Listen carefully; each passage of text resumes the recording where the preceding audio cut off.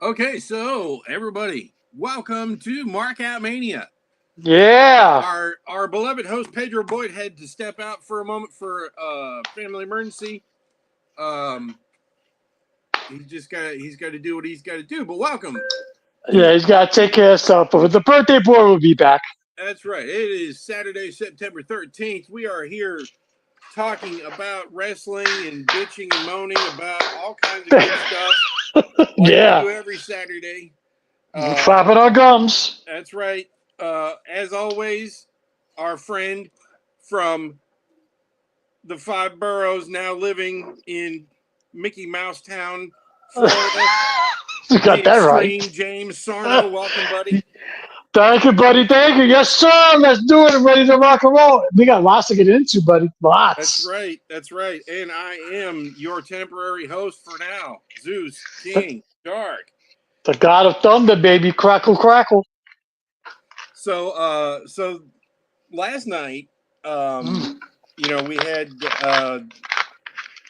the big um, Second Worlds Collide event run by WWE and AAA, AAA. Triple A. It was in the Thomas and Mack Center, UNLV campus. Yeah, yeah. You know, packed out show. Looked Mm. sold out to me.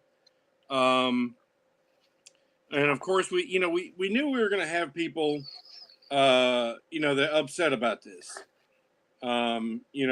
The people that just don't understand. It's like it's just business, and the alternative to uh, you know, to TKO buying them out, might have been death to the promotion Yeah. itself. Yeah. Which so at least we get the history preserved.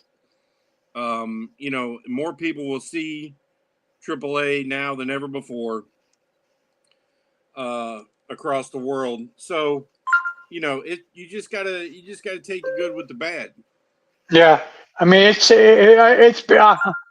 I mean, however you want to look at it, it's been saved. It's been bought out. It's been, it's not the same. It's going to be different. It's going to suck. It's going to be better. However way you want to look at it, there's one thing that's undeniable. There's still going to be a AAA. Yeah, yeah. And so that's as far as what's happened to other companies that have been bought out by WWE in the past, this is going along really well. Uh, Hmm. you know, because the fans are open to it. Um, Yeah, there's still a huge amount of fans that love it. And modern lucha libre, fits in pretty well with modern sports entertainment. yeah, I So, agree. I agree. um, There was a lot of news being made too the past day or two about, companies and this and that, and WrestleMania is taking place overseas and that and this, and but people complaining about a lot of stuff. But the bottom line, as I as I said before, is that there will be a AAA, and it goes on, and the right, history is preserved, as you said, Zeus. That's the most important thing. The history is preserved. You know. yeah, Because there's a lot of history there. So yeah, and like you said, we're looking at WrestleMania 2027, going to be in Saudi Arabia. Uh, hmm and I'm not surprised at the decision. no, I thought it's a little sooner than I thought it might be, but we all knew it was coming. It was just a matter of time because of what I've been reading, and the political statements and stuff aside, and all personal feelings aside. But if somebody throws $120 million in your face to bring over their show, you're gonna do it. Yeah, Because I mean, especially in this day and age, this is what corporations are all about, and right, um, right. that we've known for a long time they've had this relationship with Saudi, Hmm. and uh, it's one of those things that you can't get around if you don't like the politics, if you don't like the government, it's all understandable. Yeah, definitely. But you're not you know you're not changing how business is done, Right. and I mean, I sympathize, but again, but again, if somebody puts $120 million in your face, you're gonna say, "Yeah, sure, let's do it." And it's not like they haven't been doing shows there already. They're gonna have the Royal Rumble in January, so yeah, and the thing is too, it's been building up. Hey, right? And I just want to say super fast. I heard if you put $5 in front of Melina's face, all sorts of things can happen. But anyways, Well, I'll be surprised if she shows up in Saudi. But God. um, yeah, uh, but you know, at the end of the day, the WWE is owned by TKO. That's right. And TKO is all about the money. And I tell you, a disturbing thing that they said this week was that they were looking at the fact that WWE is catering more towards families, and their profitability isn't as high as it could be in their eyes on ticket sales. And Oh it my just that's God. it feels terrible That's because horrible. because the family model is what's brought in um the most fans since the turn of the century. Yeah. You Yeah. know, I uh, agreed. raising your kids, watching WWE together on Monday nights, Thursday nights, Friday nights, whatever, Saturdays. I mean that's just been a recipe for good things. I don't think I don't know if you're not targeting families, right? I don't know what your core demographic is. I don't know if are you looking for um uh, are you looking for hedge fund guys to Yeah. start Right. I mean, proliferating yeah. the tickets and showing up?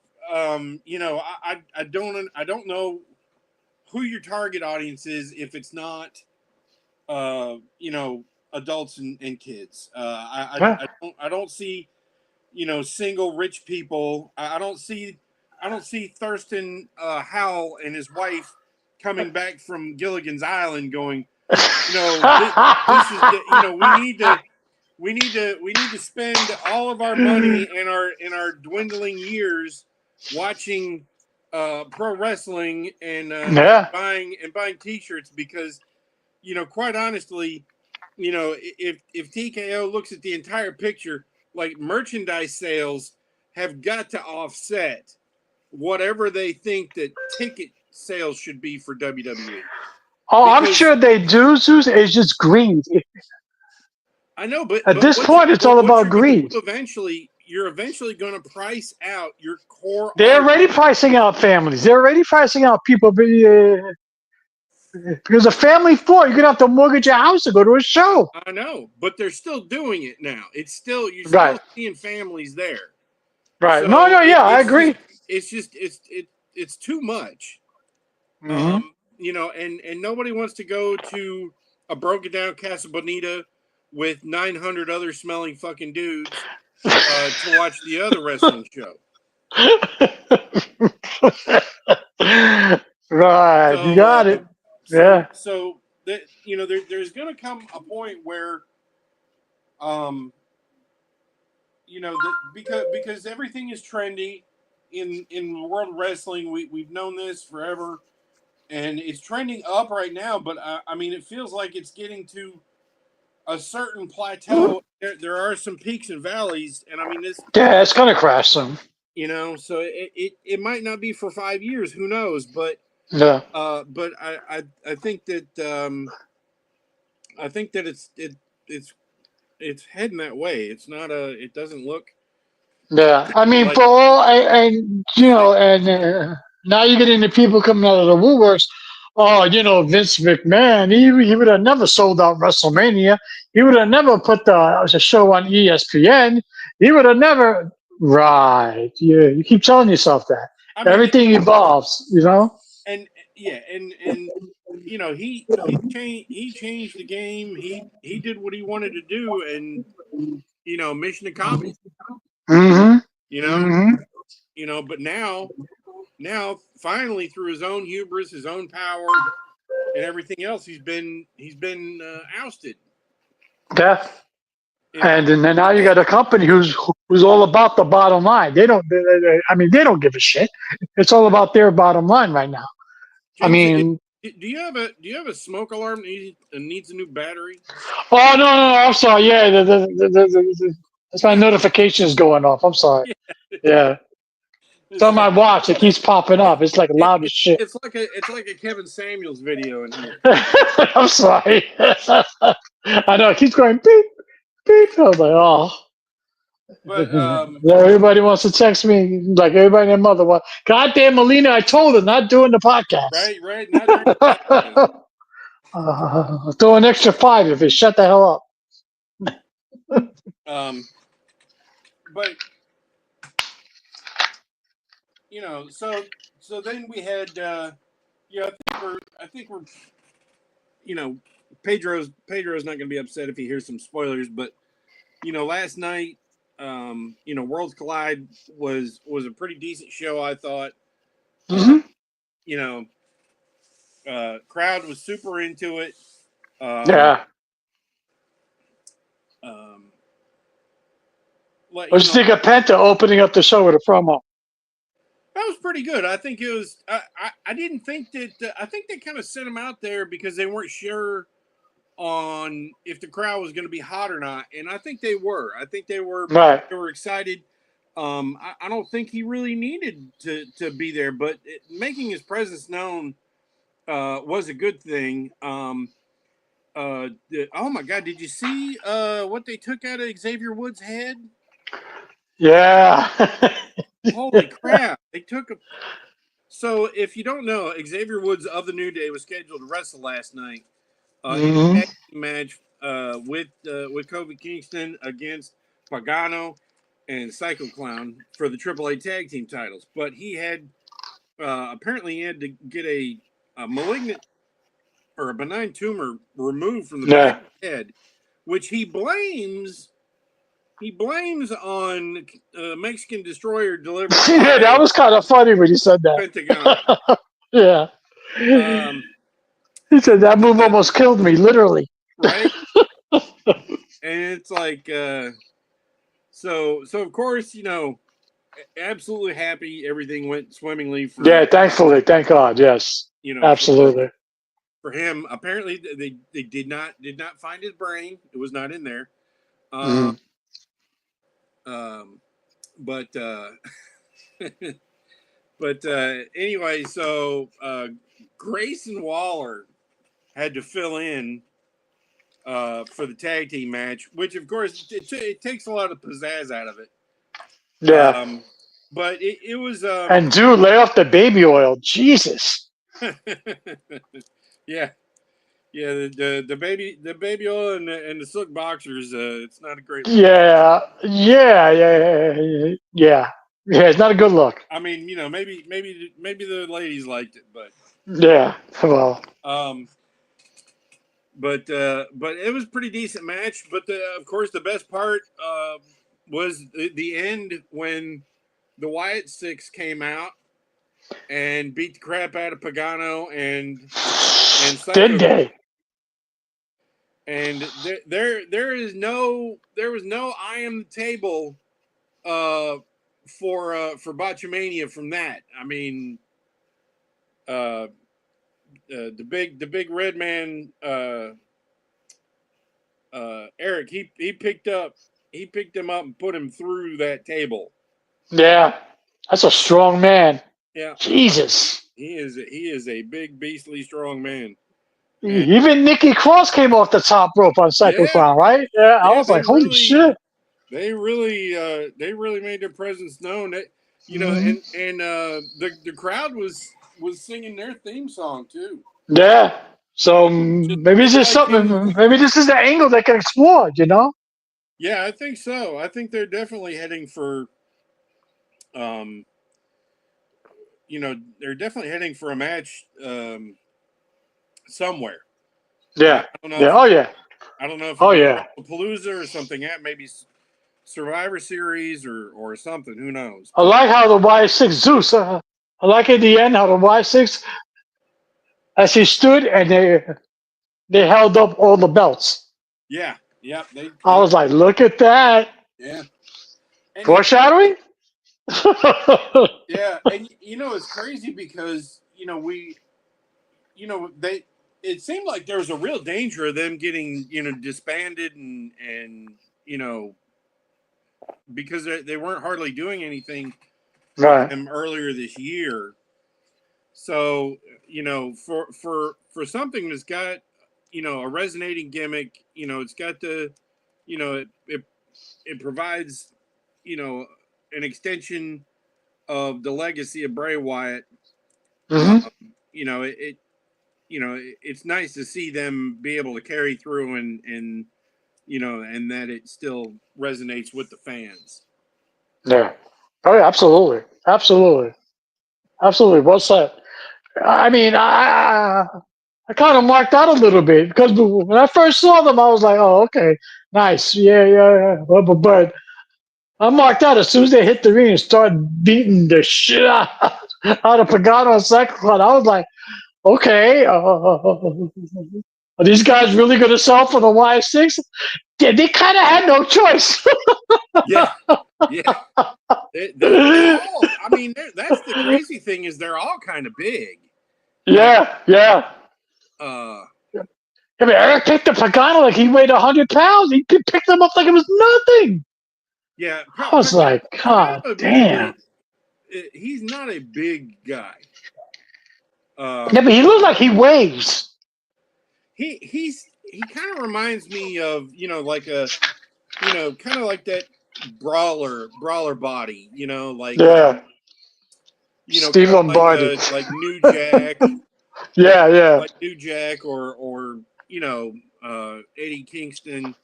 Somebody that's is just kind of he's strong enough, but Mass. Right, right. he's not in the mirror taking selfies at the gym. No. No. Um, so No, he's drinking beer and putting people to tables. Yeah. yeah. We did have Natty, who has she always come out to the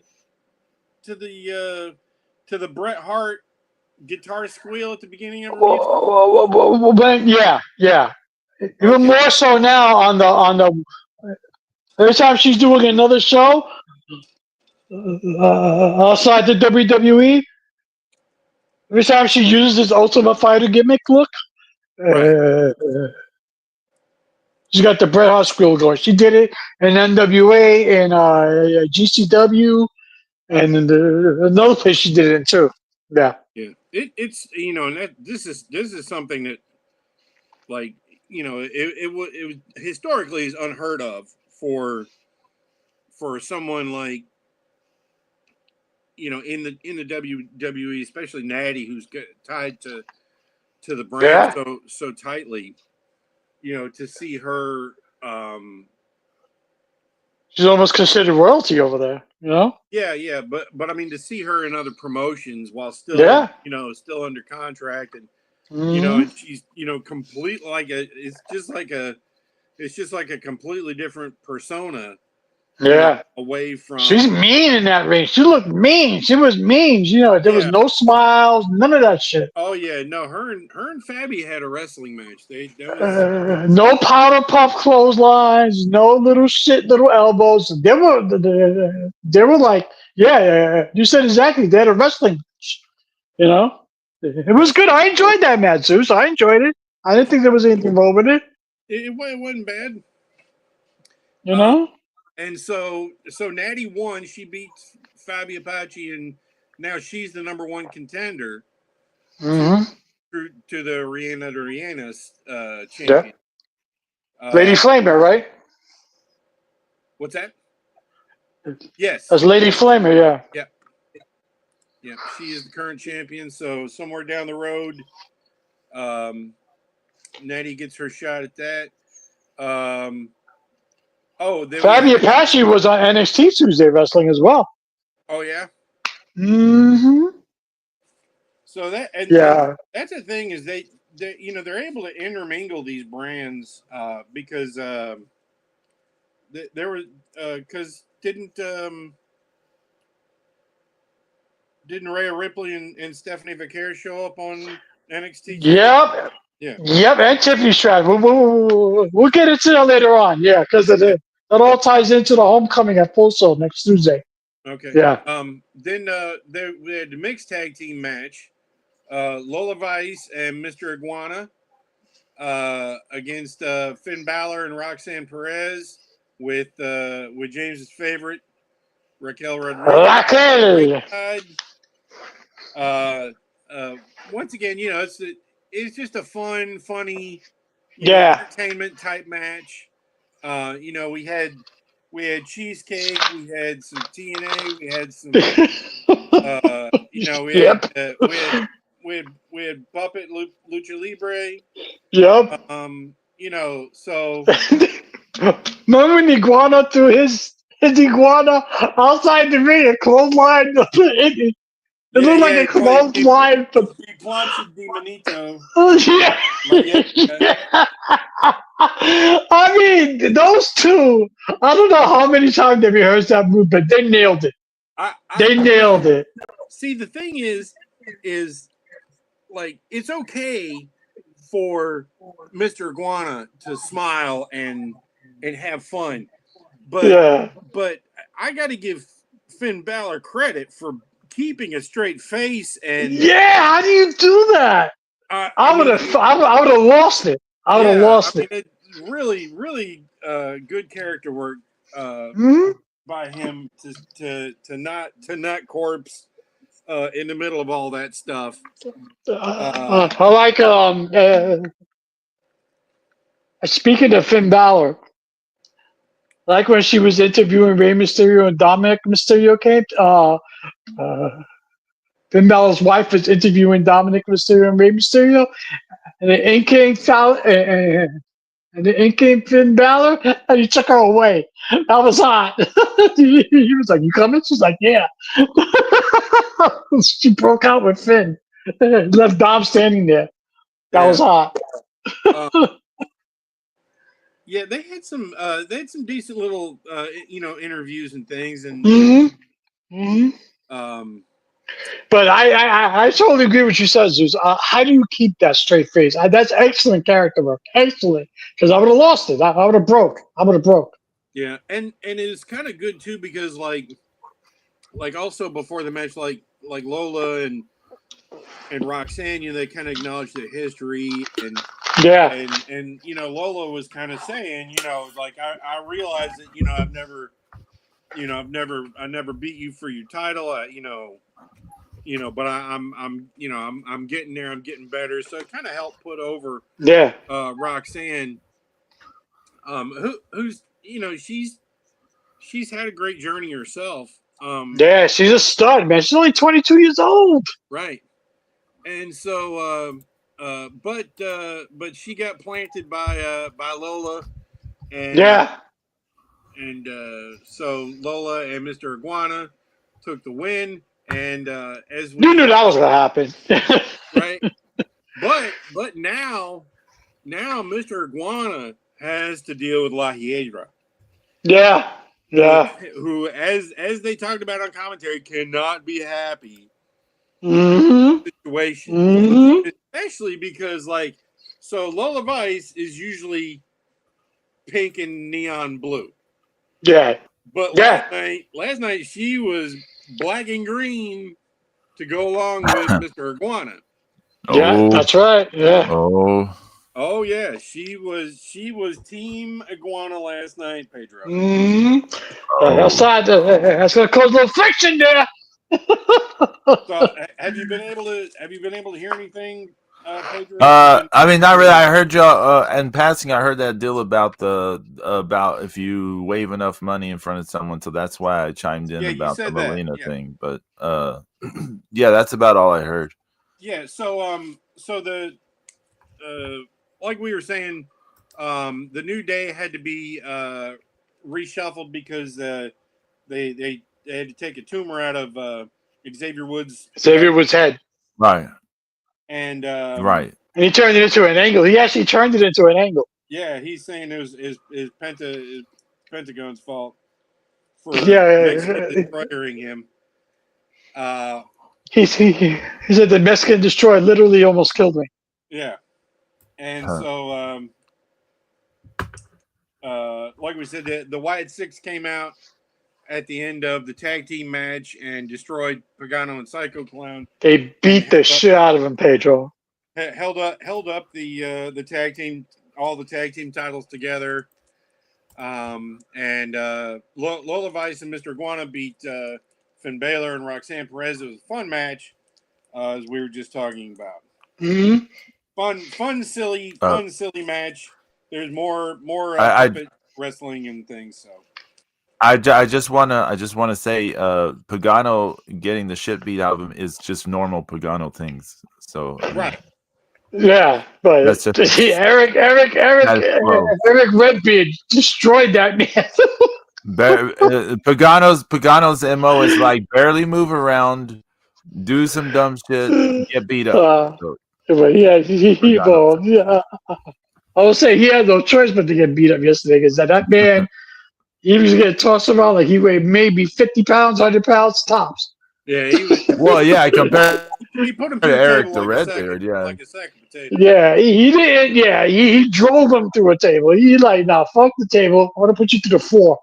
that that probably had to hurt since usually Pagano's going through those cardboard table things, door That was things that rough. And he's always this pulling was out a on those indie WWE shows. Slim Jim table. Yeah, I know. That's what I'm Yeah, saying. yeah. Yeah. But yeah, Um, Jesus, keep on. so then there was the fatal four way for the Yeah, Latin American Championship. I thought that was okay. It was okay. It was it was just kind of a vehicle to kind of showcase everybody. Uh, Yeah, Ethan Page getting all worked up was and angry at the end was pretty good. Iho Del Wagner Jr. retains. yeah. Boy, you knew that was gonna happen. Yeah, I mean he just won it. So Yeah, and I but mean JD McDonough looked like he was getting the shit kicked out of him at one point too. Jesus. yeah. So then that brings us to the main event.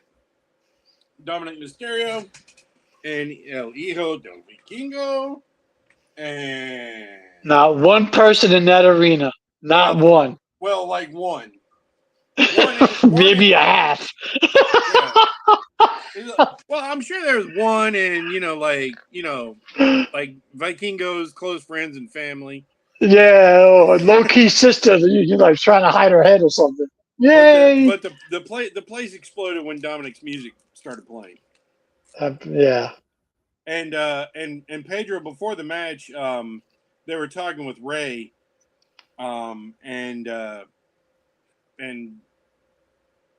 Dominic came out and interrupted him, and he's like, "Hey, he's like, when I win tonight, not only do you got to come in and raise my hand, you got to put the belt on me, right?" Yeah. And so then we have the match. There's some. It's modern, sports entertainment, lucha libre, Zeus, match. Zeus, Vikingo's in the match. Vikingo Yeah, is a shit tier, just flippy yeah, jumping person. So I mean, I know what the match is without even seeing yeah. it. I And know. so then we have some shenanigans later on. The judge comes down to try and to try and mess with the match. And then Ray and who was it? Dragon Lee came out and chased them off. And but then of course everyone's favorite Mexicano, El Grande Americano. They lost their shit when he showed up. He comes out and people love him. Right? And so he ends up helping distract Vikingo, and Dominic is able to load his mask with the forward object and knocks out Vikingo and hits him with the frog splash and gets the win. 1, 2, 3. And Mega Campeones. He kicked out of the 780 or 460 or the 720 or whatever the hell he does. Well, that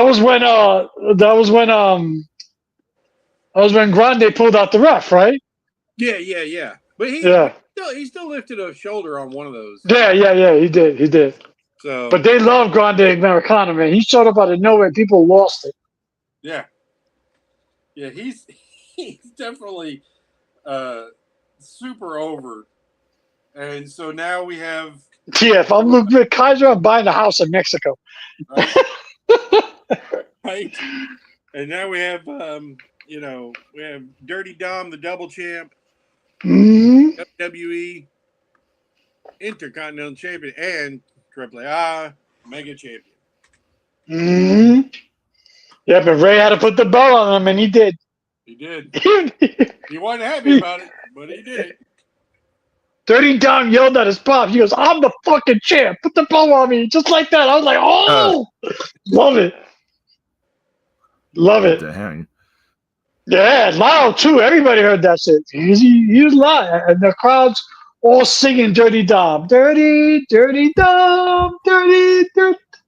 Yeah, he's like ridiculously over. It's like Hulk Hogan all of a sudden. Like, oh my God. They love him.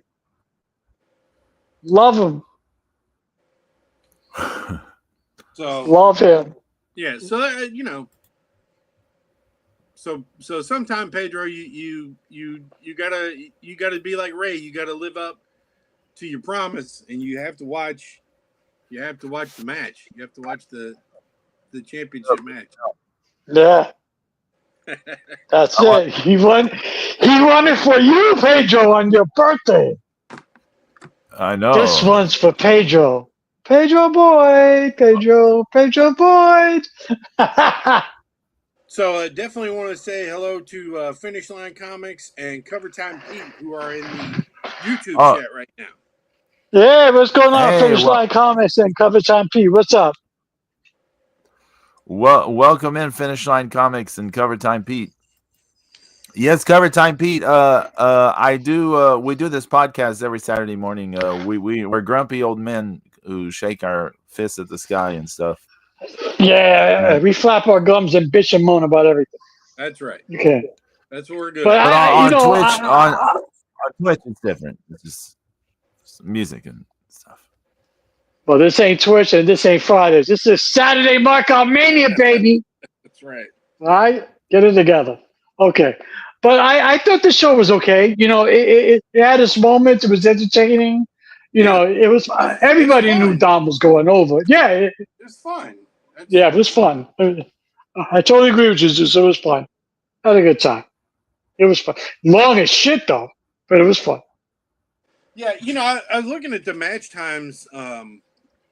They actually, some of them actually felt longer than they were, but that first match felt like it was an hour and a half. Come on. Yeah, that the 8-man was 18 minutes and 4 seconds. That's a lie. That was like 48 minutes. That was brutal. Yeah. Natty and Fabio Paci was only 9 minutes.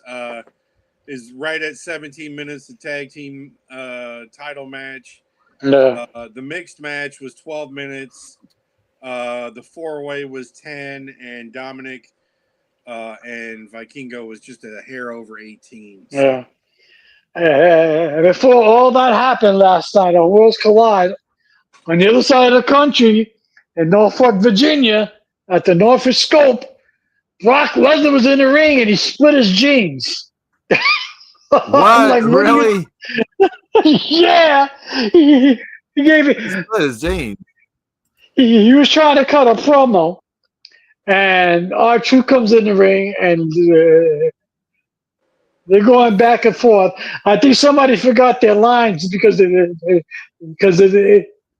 looked like they stopped their promo mid promo and just restarted it.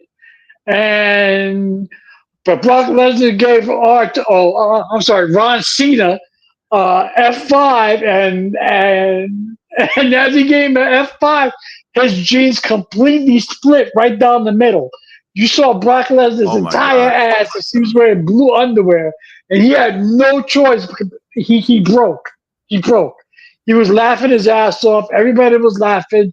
He even turned to the camera. He even turned to the cameraman. He turned to the cameraman and he says, "Oh shit! I split my pants," and started laughing. It was like, oh my god! I was like, that's a great way to kick off SmackDown. Brutal. You You know, know? I don't know if anybody's ever botched as many promos as Brock Lesnar. Zeus, him and Ron Tooth actually stopped and restarted. I was like, yeah.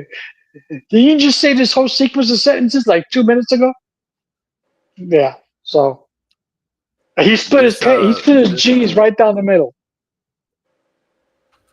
that sounds hilarious. First off, but also this I don't know what you call this. It's kind of a cape vest thing. The entrance jacket that Dom has with the cow skin and stuff. That is awesome. Yeah, that was nice. I was hoping Liv Morgan would come out because she was in Vegas yesterday, but nothing.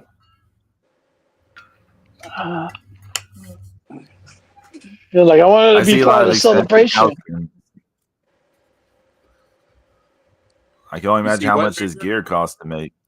I've seen a lot of expensive like cow skin stuff, so I'm like wondering how expensive this gear was. The boots were nice too. Yeah.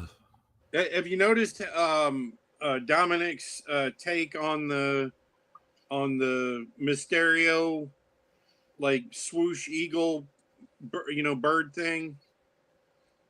I haven't. It's a skull. It's the bird's skull. Yeah. Also, what was funny yesterday was last night on commentary during that match, because you had Corey Graves, JBL, and Conan, and Dominic Mysterio does the 5-star splash, and JBL goes, "Oh my God, his father would be proud." I mean, Eddie started dying. I started dying. I was like, wow. I mean, I can't believe they're still milking that. That's so hot. I mean, that's a great callback. That's awesome. These fans do not feel Vikingo at all. They're just no. He got booed. Yeah, they are not into him at all. He's been getting booed. It's just, yeah. I know. We've talked about it for a while. It's his fault that Alberto's not, wrestling. It's not his fault. I mean, it's all Vikingo's fault. His fault. You're the bad weird. man. No. It's a weird situation, isn't it? Because it's not really his fault that the thing is the way it is. Like, but yet he's getting all the heat for it. Yeah, he's getting all the heat for it. Yeah. It's your fault. He's getting all the heat, and Dominic and El Grande Americano are getting all the cheers. Yeah, man, they loved them. They love, and then and that was so funny. Like how you have Vikingo, he was trying so hard to pull off Grande Americano's mask. I was like, yeah, that's not gonna happen. Stop. Stop. Something I want to say real fast. I didn't mean to derail the conversation y'all had going on, but I saw some AEW fans talking about this deal, and they were like, no, well, they were like, can you believe a title with Kenny Omega and his lineage is now with Dominic Mysterio and all this stuff, and people were going on about that, and someone in the thread said, do y'all realize how the lineage of the Intercontinental title? Yeah, right. like they're like, oh, Kenny Omega has had this title and now it's on Dom, and then they're like, do you realize how many people have had the Intercontinental title? Like, yeah, right. And not for nothing, don't sleep. Dom is turned into a viable sports entertainer. He is great. And I was the first one to talk shit about him. So he's evolved. Yeah. I mean, keep in mind, back before WrestleMania, Zeus and I both wanted Dom not to win the Intercontinental title because we wanted him to win the World's Heavyweight Championship. Yeah. We wanted him to win Money in the Bank. Yeah, we wanted him to win Money in the Bank, and yeah. Wow, man. And not for nothing, but right now, at this moment, today, I'll take Dom over Kenny Omega. I take him any day of the week. Twice on Sunday. What are you talking about? I mean, the way he told his father, he looked dead in his father's eyes. I mean, he looks like Mickey Rourke in The Wrestler now. Yeah. The poor Kenny Omega, he looks bad, man. He just needs to. He needs to just go away, heal up. To do, but it's not wrestling. Yeah, he just needs to heal up, I mean, the way Dom told his father, "I'm the fucking champ. Put the belt on me now." That was hot. Oh man, because he's obviously not helping their ratings. No, he's obviously not helping their attendance by being back. So there's no point in being back. The only crowd booing the fuck out of this. The only reason for Kenny Omega to be back is to log in some non-sick days to go toward the end of his contract, because that no matter what he wants to do at the end of his contract, that Tony Khan is going to add on all this sick time onto his deal. And I think that might be I'm not saying he's going to go anywhere else. But he's going to milk it. Yeah. I think that's his motivation. I don't want to see Kenny Omega in the WWE, but I could see him wanting to get that paycheck in before it's all over. Yeah. I mean, I don't want to see him at all. Because he shouldn't be wrestling this condition he's in. And honestly, the marketability window is so low for him right now. I mean, this I agree. He's a nobody. Anytime since this injury has just been, it's just, I mean, he not even AEW fans have been excited since he's come back. There's been no buzz. There's been no buzz on where it should come from. It should come from AEW fans online and a reflection in their ratings and in their attendance. And he's done nothing. He's done nothing to help them or himself. I read an interview about the upcoming shows. How AEW had to move all out because of WrestlePalooza, right? And they were interviewing Kyle Fletcher, and he's saying how competitive he is. He goes, "You know what? I have an answer to it. I'm going to put on the best possible match I've ever had in my life. It's going to outdo anything WWE does."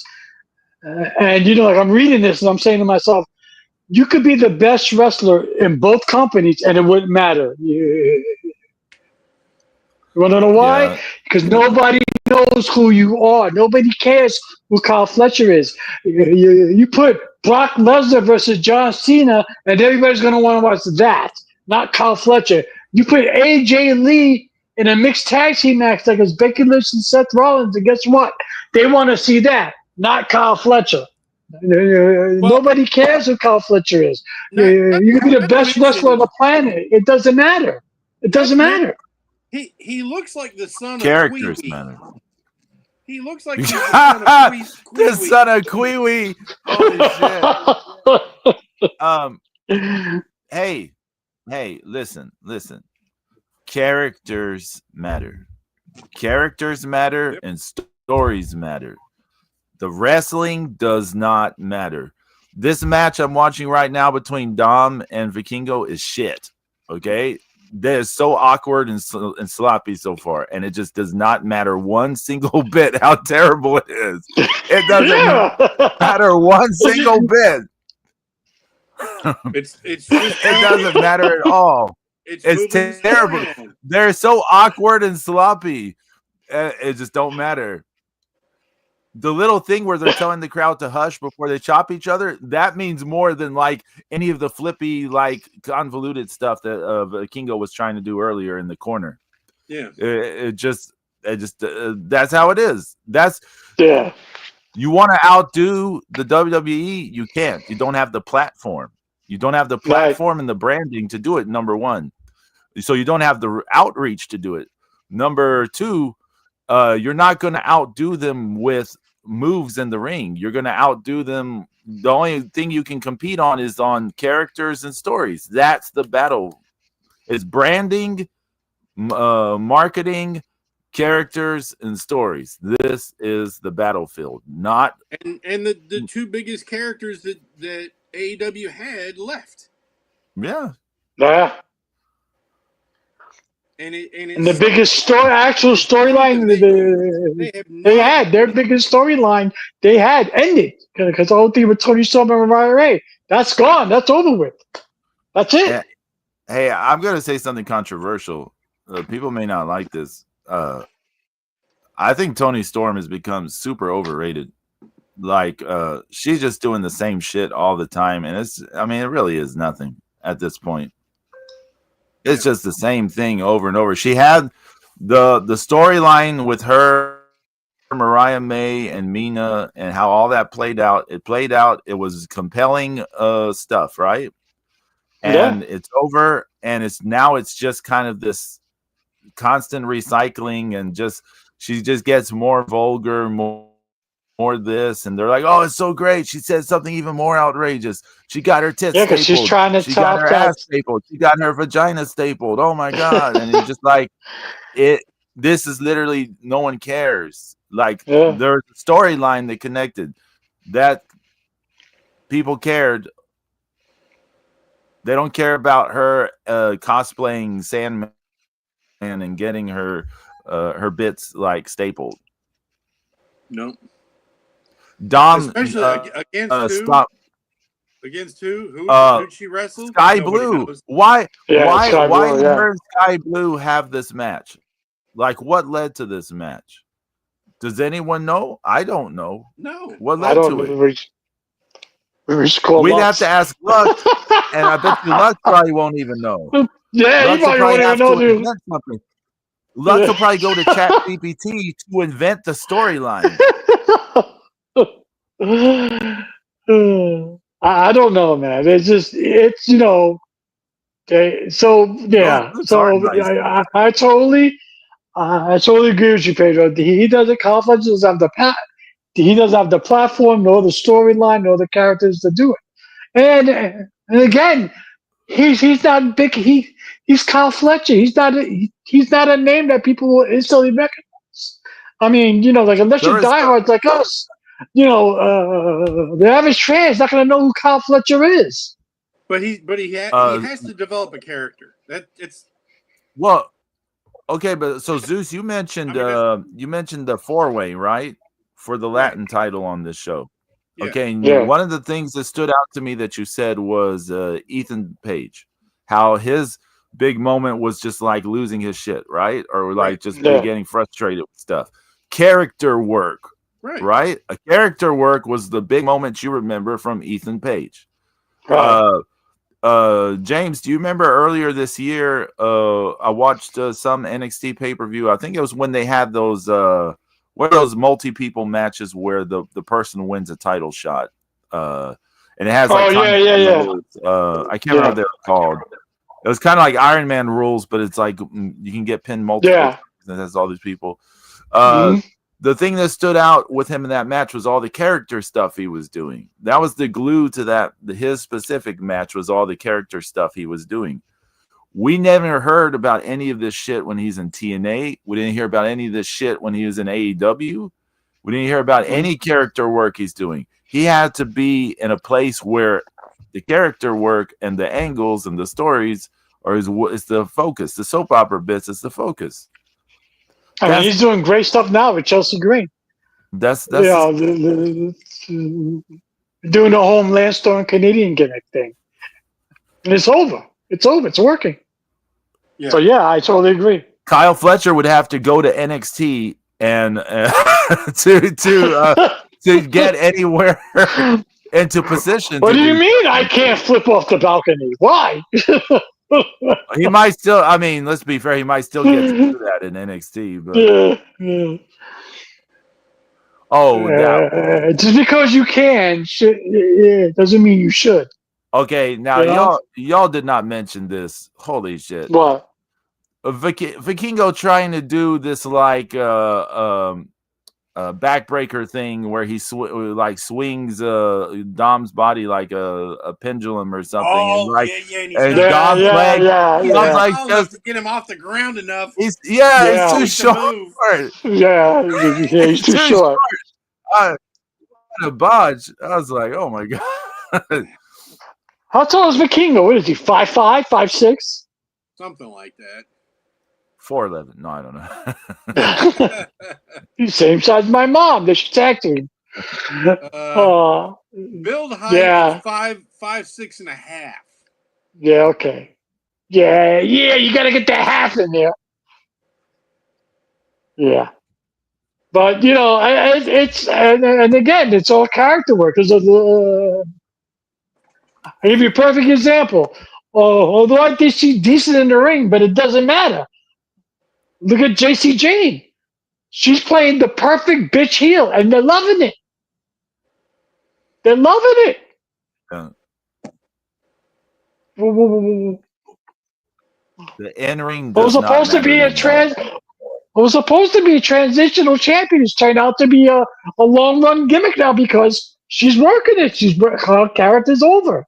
Everybody loves to hate her. I mean, she berates the people in her own faction. I mean, she berates everybody. They love it.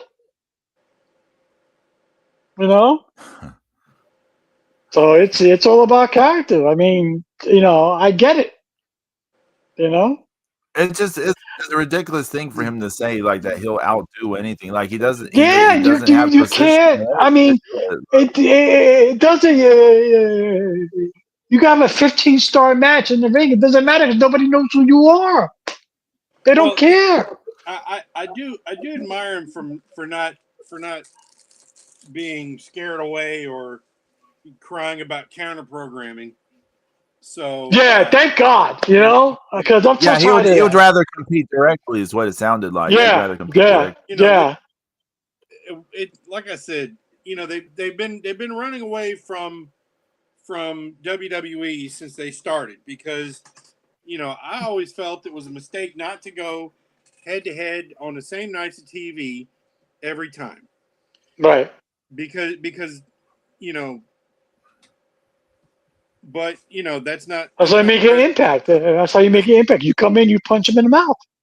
You got to try anyway. Yeah. I mean, even if you just hit them in the chest, you still got. Right. You try. You E for effort.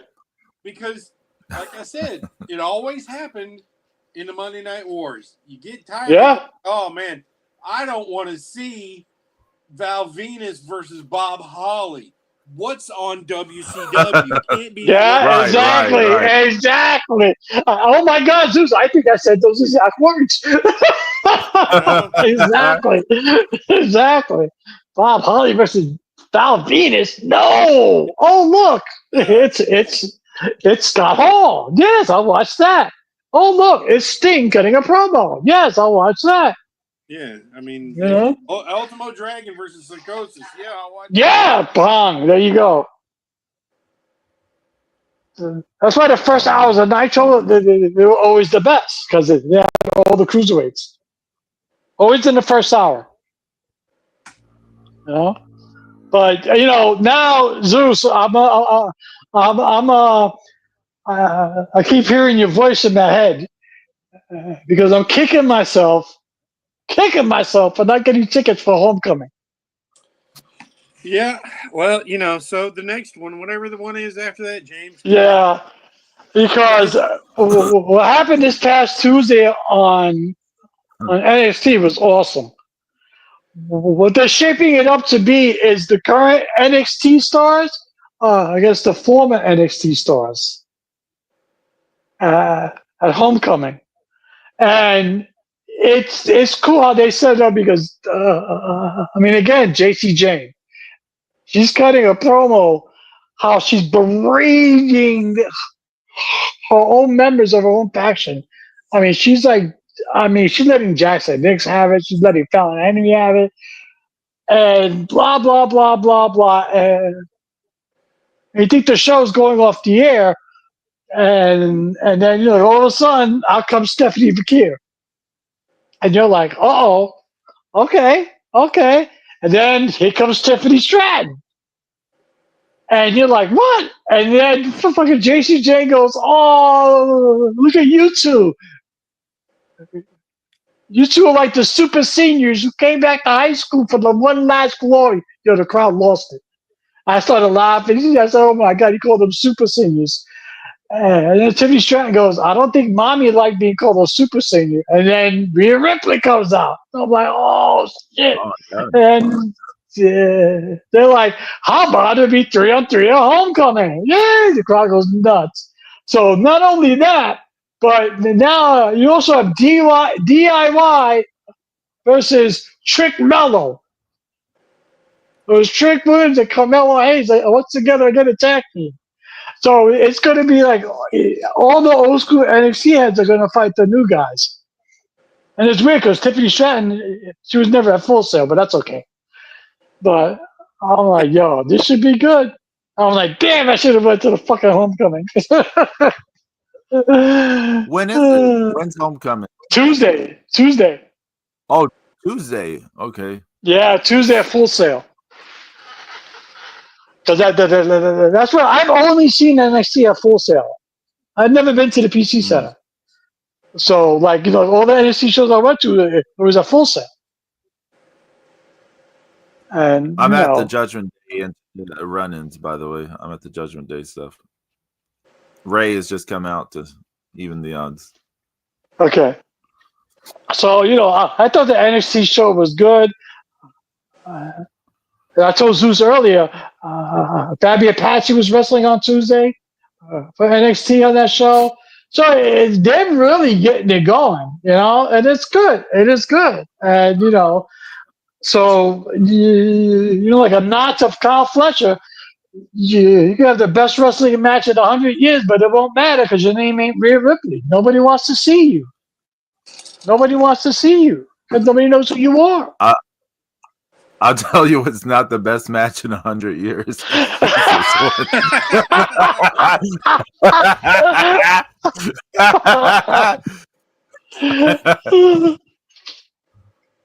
Oh, wow. They're so into a Grande Americano. They love him.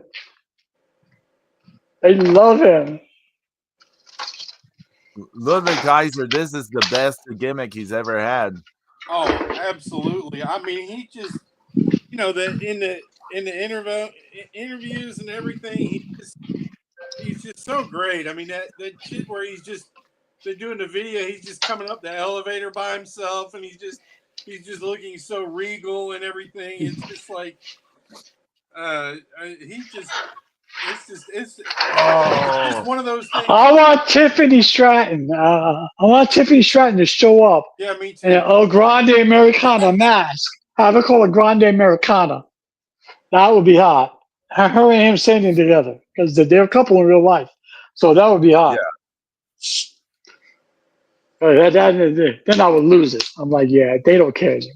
It's awesome. Yeah, I mean, it's just something that never would have happened. Hey! But look though, Chad Gable's out of a gimmick. Kind of, but I mean, he's just out of that gimmick, Yeah. Because there's no way you take it away from Ludwig Kaiser now. No way.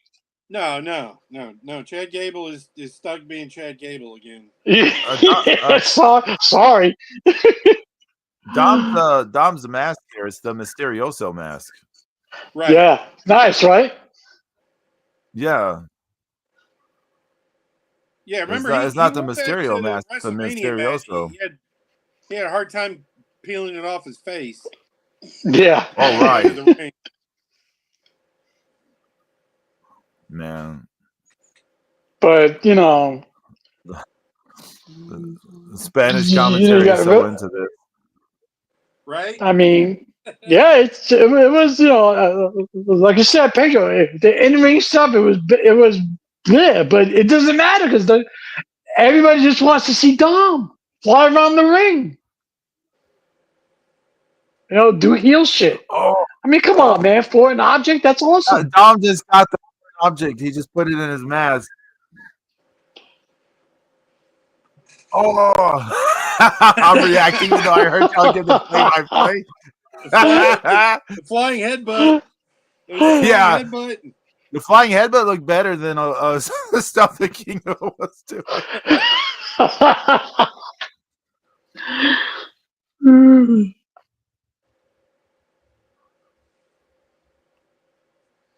Oh my god. That man is so over. And that crowd just went ballistic. Yeah, man, they lost their shit. They were done.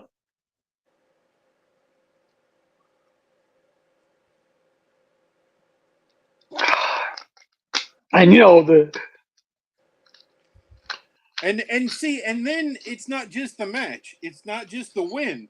It keeps going because it's part of the Judgment Day. It's part of the family, the history, and the fact that Dominic has been, he started his WWE journey when he was 6, 7 years old.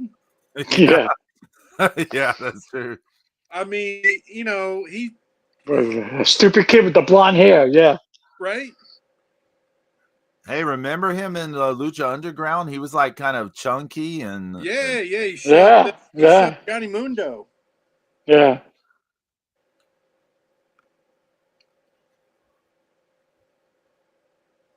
And but now he's developed. It's a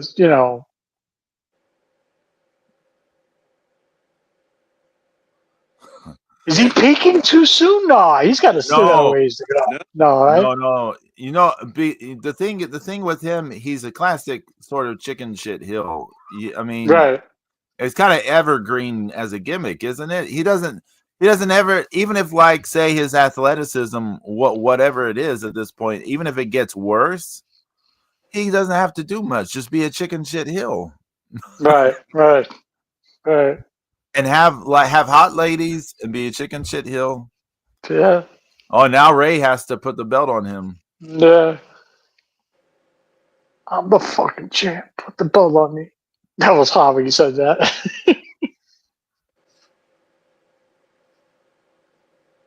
Oh yeah, put that shit on me.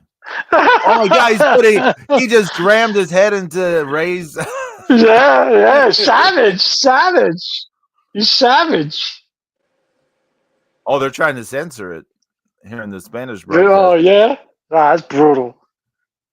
Oh, he's grabbing his dad by the shirt. Why would they censor that?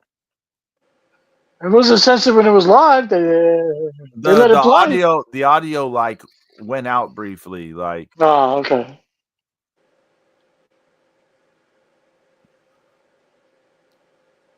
hey, the belt looks good on him. Yeah. And they told him to get out of the I even kicked at it. Did you see him kick at him? The time was awesome, man. It was awesome. No hug. No hug Yeah. on camera from them. No, to get out. Breaking Get out. character, man. Get out. So, something I want to say.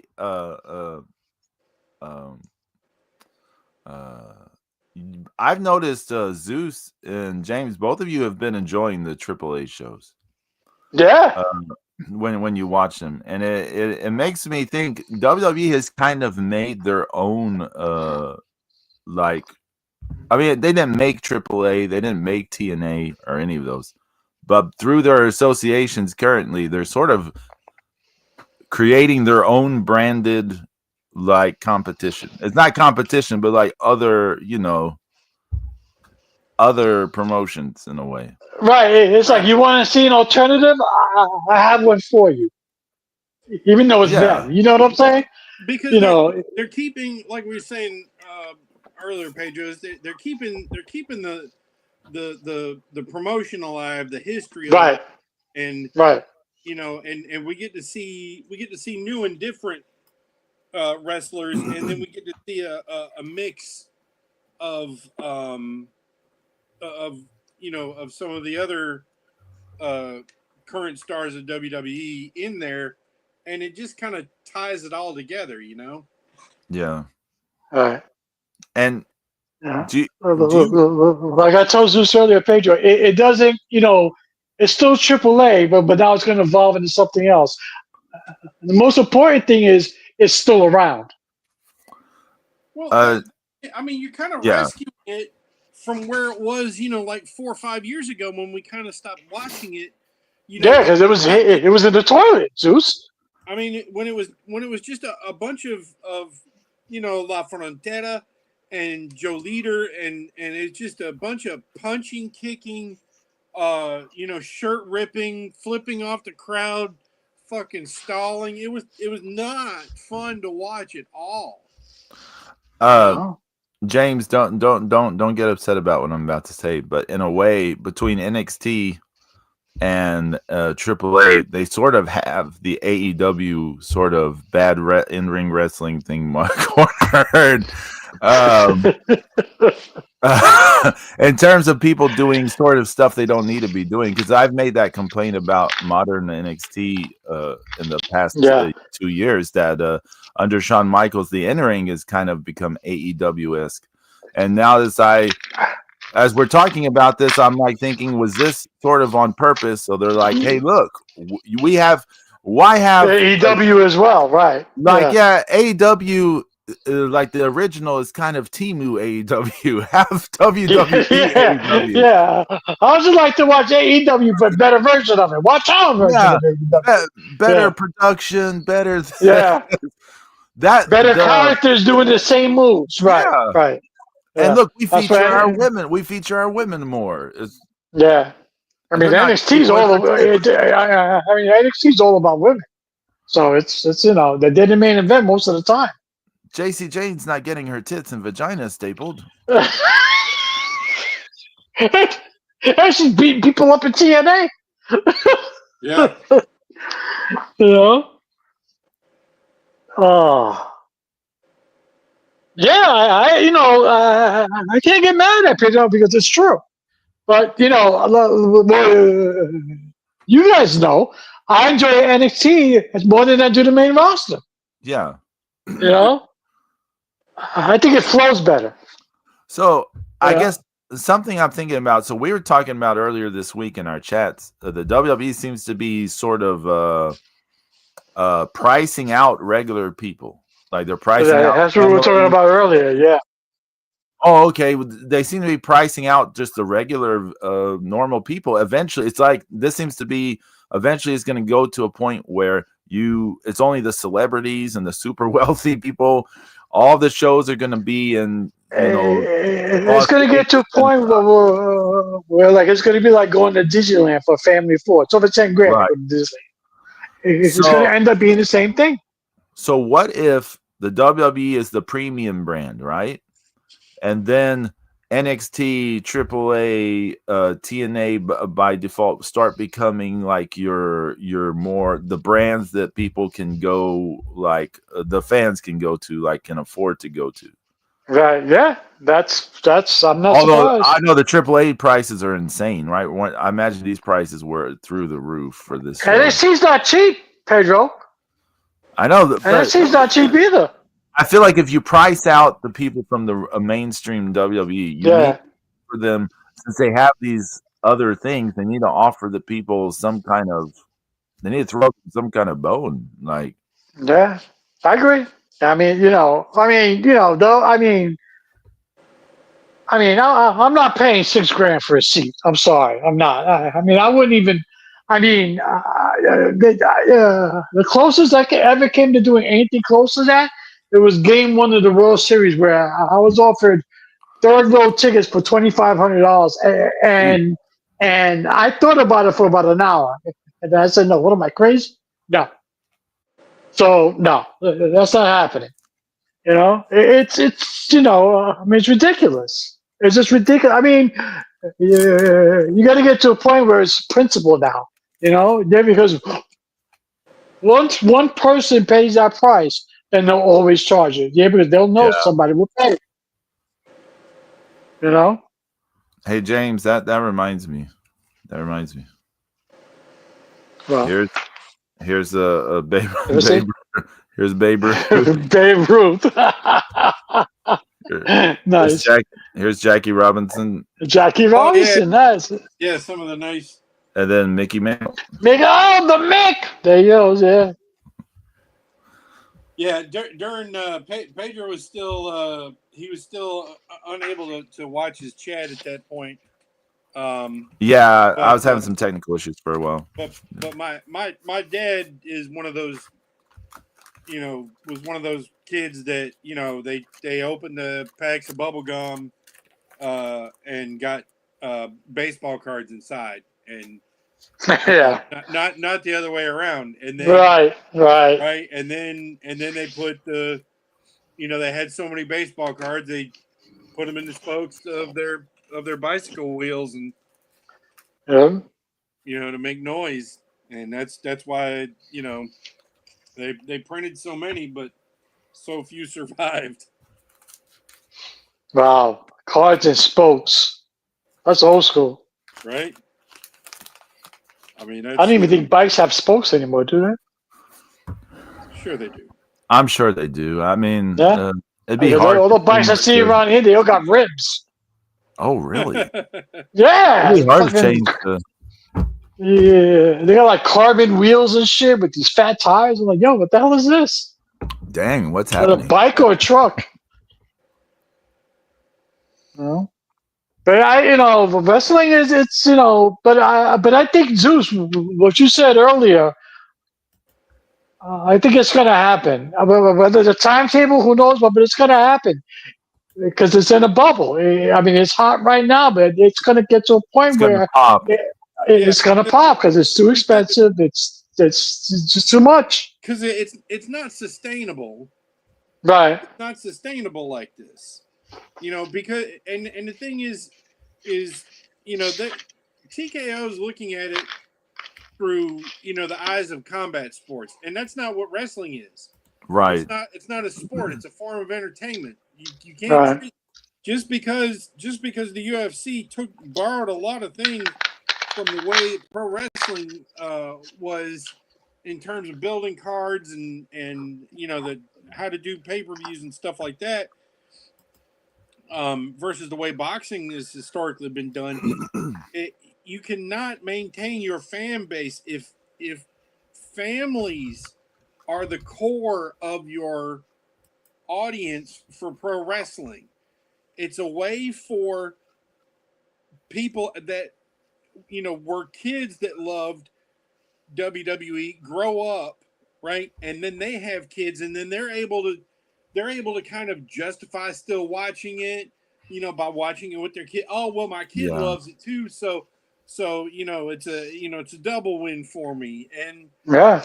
and that's where you're growing this. And TKO talking about their about not maximizing the profit on ticket sales for WWE. I'm like, well, you can't tell me that the UFC can touch WWE on merchandising. Right. Right. Because Right. nobody cares about UFC action figures. Nobody cares about UFC T-shirts anymore. The height of uh, of MMA T-shirts died 15 years Yeah. ago, Oh yeah. and it Yeah. wasn't even a UFC brand. It was Affliction. It was all those other brands that Yeah. fighters were Yeah. wearing to look cool on their walkouts and stuff. It Yeah. didn't Even I had an Affliction shirt. Yeah. you know Yeah. UFC branding has never been it's never been as strong as it was with that first generation of title belts and Yeah. the big octagon with the big UFC in the middle and the heavy metal theme song, the break the pain, all that was the height of their heat and popularity. They may be doing great now, but once again, it's not sustainable because they have No. no stars. They have nobody that people know. The Yeah. stars in WWE are so much bigger for the average person. People know Yeah. John Cena. John Cena's been in movies. That there are MMA guys that have been in movies like Den of Thieves and stuff like Mm. that, like Bisping and Yeah. and some of those other guys that have been in those same kind of movies, but they're not movie stars. Right. I mean, Jesus, the Miz is a bigger movie star than anybody in WWE in a UFC. Is that a TV show? Well, I was gonna say, never. I don't underestimate the Miz's like his I'm not reach, shitting his on him. I'm just outreach. saying he's legitimately a Well, bigger star. let me tell you something. Yeah. When I Stephanie knew the Miz before she met me because she knew him from Real World. Yep. Yeah. Yeah. Yep. He was on the And first one. Yeah.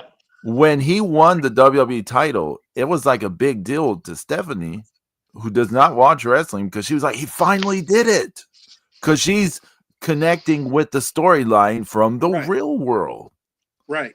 Yeah. So, I mean, he has like that audience still. That's when the Miz character was born. It was born on the Real World. Yeah. Actually, I think it was like his at home character that he finally just kind of like showed, on TV. I think that was I think he was like on the second or third Real World. He wasn't on the first one. No, yeah, he was. Yeah. It was much further. He was a Yeah. I thought it was the first season. No. No, he was not in the original Real World. No, No. it's much further down. But I don't remember. It's all a blur. It's all a blur. he was in the You know, he was in the 10th season of the Real World. The 10th. 10th season. Damn. I was way off. Yeah. But Yeah, but he's a big star. I mean, Ms. and Mrs. was a huge TV show. Yeah, you know? like I'm saying, he's a bigger star than than anybody in the UFC. I mean, George St. Pierre, he had the little bit part in Yeah. Soldier, but I mean, there's just been they've been lucky that that you're actually able to coax out hedge fund managers and their trophy wives to go pay 10 grand to go see a UFC so that they can go stand around and drink expensive bourbon and and laugh at each other and show up late and not give a shit about the fights, because Right. that's the core of what's supporting the UFC are people who really aren't into it. They're lucky that they have a cult following that supports it, that are, a lot of, like, especially people who are either reporting on it or who are actually training in MMA or jiu-jitsu, or or whatever. I mean, it's just, it's just not. I don't think you can't wedge WWE into that same type of thing. Right. So that's my point. No, it makes sense. It makes sense. I mean, you can't argue that. I mean, totally makes sense. It's right. It's right. Something I was thinking about watching that Dom Vikingo match and the stuff we were talking about was so we're talking about this bubble that they're building, and eventually it's not sustainable. It's gonna pop. It's gonna it's gonna deflate or whatever. The interesting thing about the wrestling landscape right now is, like, if WWE, if they hit another cold period, which is going to happen at some point, right? They're going to hit another cold period because this is not sustainable, and they're pricing the fans out. They're pricing the families out. Hold on, Peter. I'll be right back. Yeah, keep talking. There is not another promotion that is going to benefit from it. Like, AEW fans and stuff will think that it's them, that they will benefit, but they will not. It'll be like sort of like when WCW died. It'll be like people will just leave watching wrestling. They'll just leave. Well, leave it. Yeah, because people are just going to be like, I'm gonna find something else. I mean, yeah, and especially with, like I said, where it's like families involved. When the next thing that's like Barney or Peppa Pig or something that that's going to take kids' attention away, or Pokemon or whatever the hell it is. Oh, Pokemon, yes, evergreen Pokemon. Well, I mean, yes. it's gone through pits and valleys, but we're going, up a big hill now, and the thing is, when families get to a point where they, it's like, well, we can't go see wrestling when it comes to town, and and then my kid missed this pay-per-view because I didn't have this, streaming, it's just right. It's just gonna come to a point where people are just gonna just say, fuck it, we'll just find something else to do. Yeah. And there's so many things now to grab your attention away as well. I mean, there's so many options. You could just you spend a week on Netflix trying to find something to watch. So it's there are other things to do. There are so many low quality options because everything is low quality now. So I mean, that's the thing. They've gotten everyone used to this, so people will just take their attention from one low quality thing to another low quality thing. I give you a perfect example of what I'm watching on my TV right now: Solo, a Star Wars story. Brutal. Or also known as Space Heist, wrapped in Star Wars package. Yeah. But hey, compared to a lot of other crap that came out after he sold it to Disney, it's not the worst movie. No, it's not. It's not. Should it ever been made? No. Well, but it's not. We've talked about this multiple times already. It should never have been Solo, but it doesn't get made if it's not Solo. That's the problem with that movie. Should not be Han Solo, but it doesn't get made unless it has this heritage name attached to it. That's the crazy thing is too, though, is it might have been, like thank God that that The Fifth Element didn't turn into a stupid franchise. Yes. Yeah. It's just the one of it. And Excuse me. The Valerian movie, nobody feels like that's any way attached to the Fifth Element, even though it's supposedly is. You know that Yeah, same universe. Yeah. but it doesn't feel like it. You know, and it's just such an average movie that that it's so average that it doesn't tarnish uh, Fifth Element by association. To me. Right. Well, you know what show has gotten really good? What? Alien Earth. Oh. Yeah. What happened to Justin? Yeah. I mean, it's gotten good. It's gotten good. You don't realize how evil these corporations are until it's on full display, where you actually feeling bad for the xenomorph. You're like, damn. You feel bad for the xenomorph. You feel bad for the xenomorph. You're like, it's just doing what it's made, what it's bred to do. I mean, these guys are scumbags. But I mean, the show's gotten good, and I give credit to FX, man. They hold nothing back. They show a lot of shit, and it's gory at times. Like Ripley says to Berg, you don't see them screwing each other over for a percent. Yeah, exactly. Yeah, but it is good. I'm enjoying it. It's good. Zeus, watch it, you bastard. I know. I got to get in there. I got to figure out what I'm back into my damn Hulu. But yeah, I know. You're right about the whole Solo thing. I get it. In the Valerian. I get it. But the thing is, maybe Solo could have been good if it hadn't have been a Star Wars thing, Right. Yeah. Now I hear Andor's good, but I don't know. I haven't given it a shot yet. I still haven't watched it. Come on, James. I'm not. I'm not trying to be whatever, but none of the Star Wars TV things are any good. I know. Stephanie loves. Even Mandalorian wasn't bad. Stephanie, it wasn't good, but it wasn't bad. The first season of Mandalorian was pretty fun. The first season.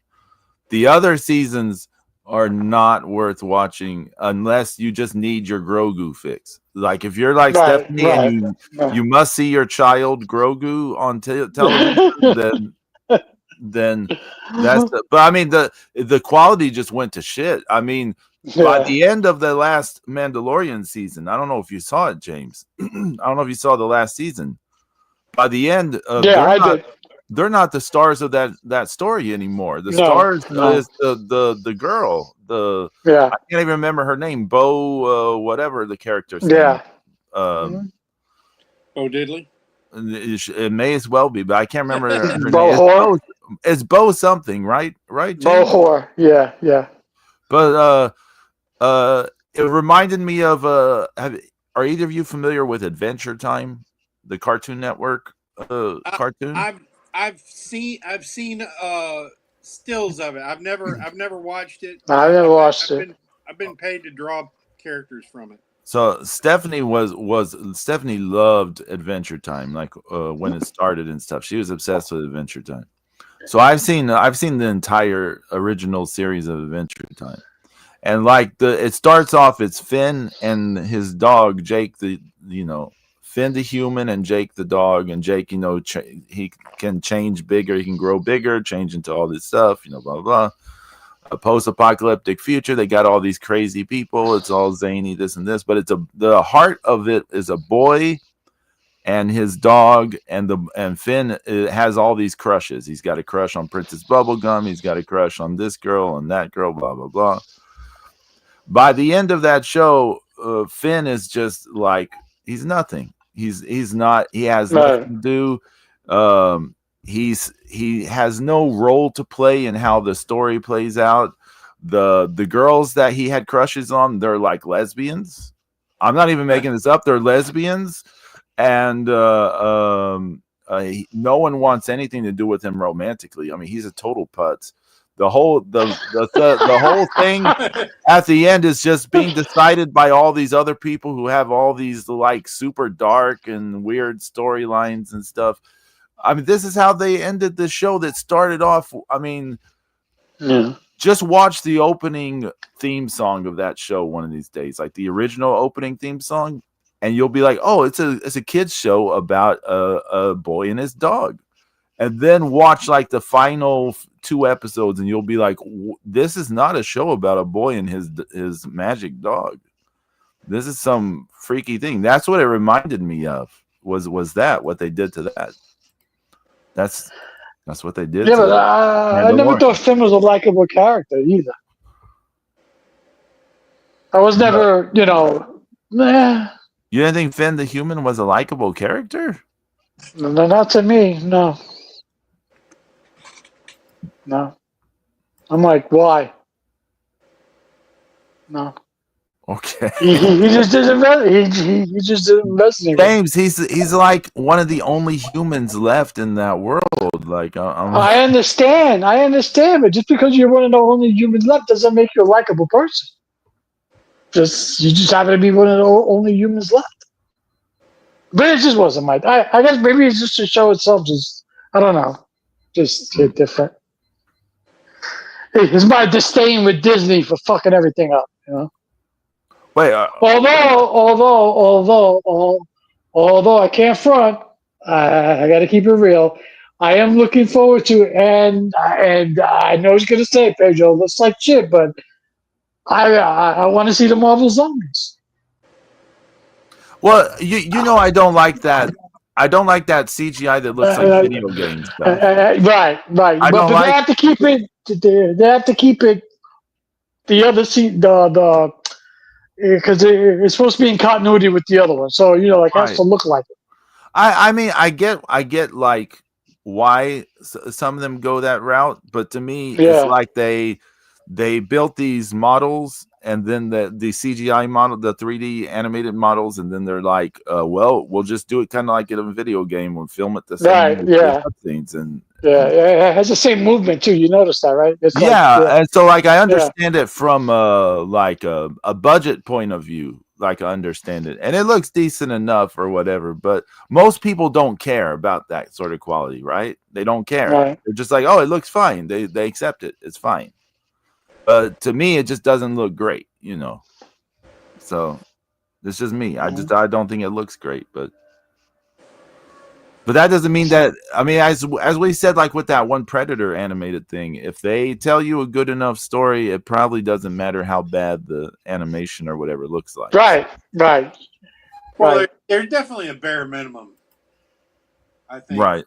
For any animation for me.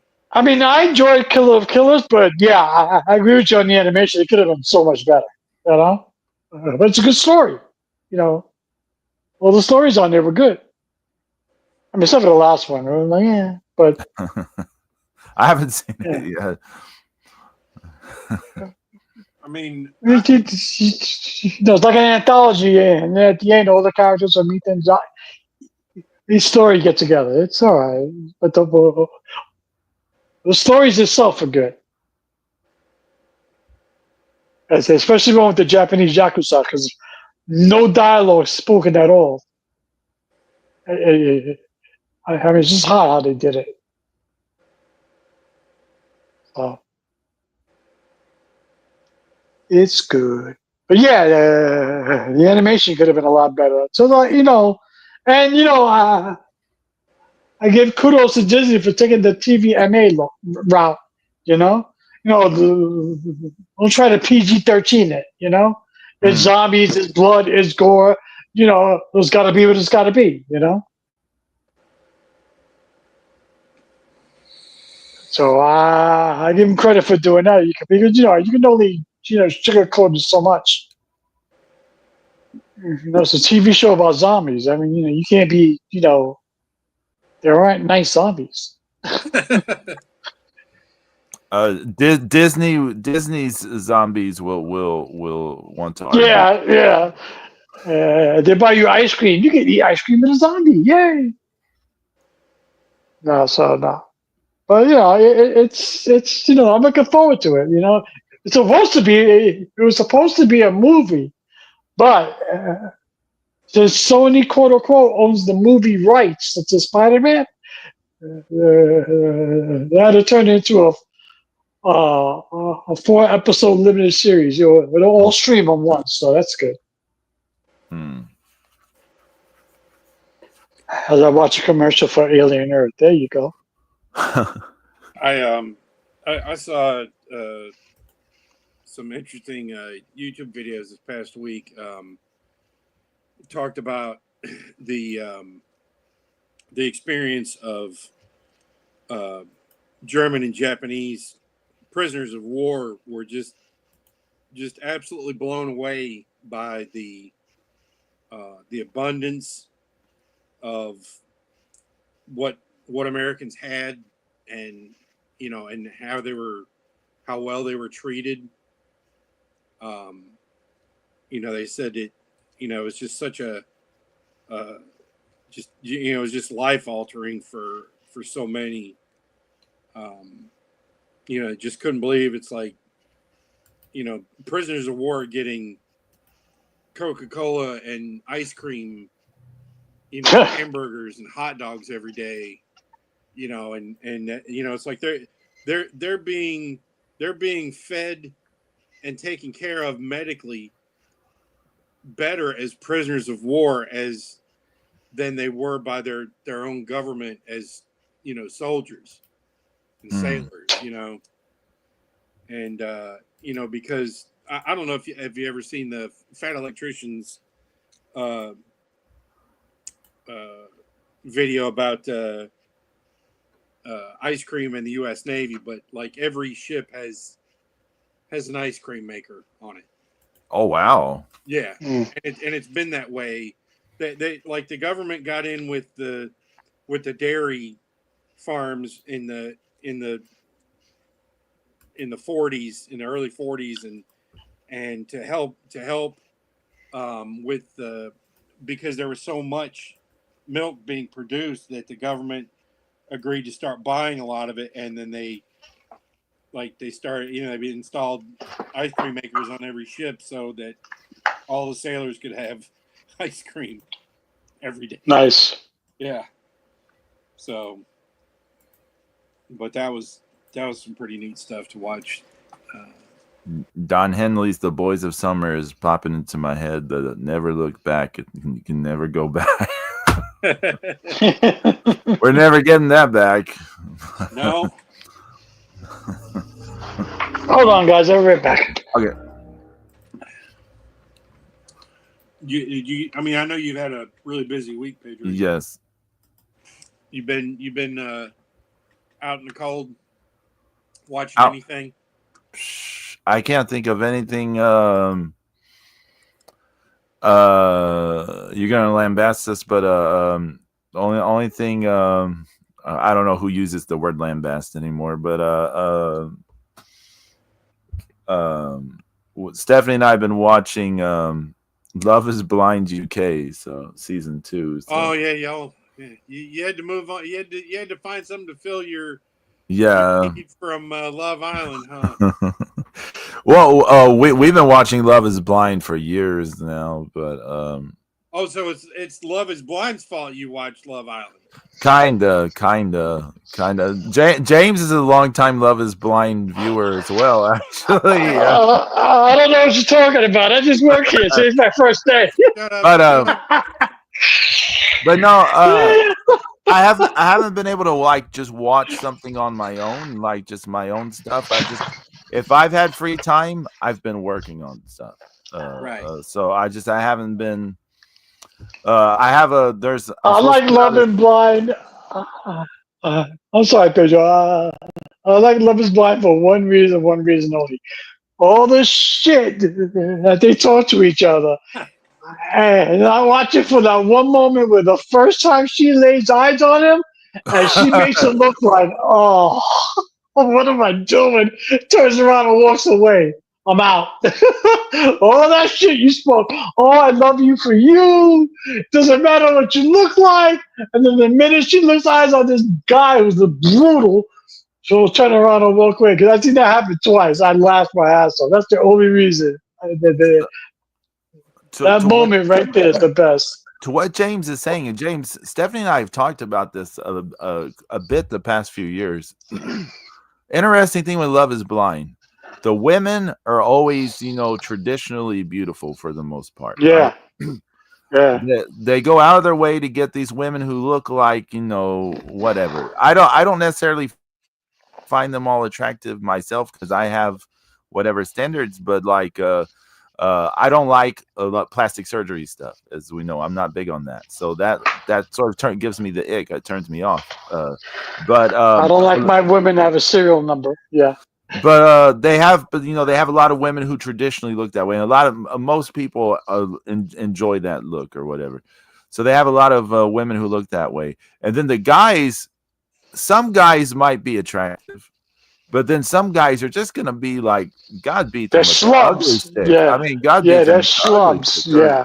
Sometimes they They're have schlubs. mutants. Sometimes they have full on mutants. So on the guys' side, they never have a female mutant though.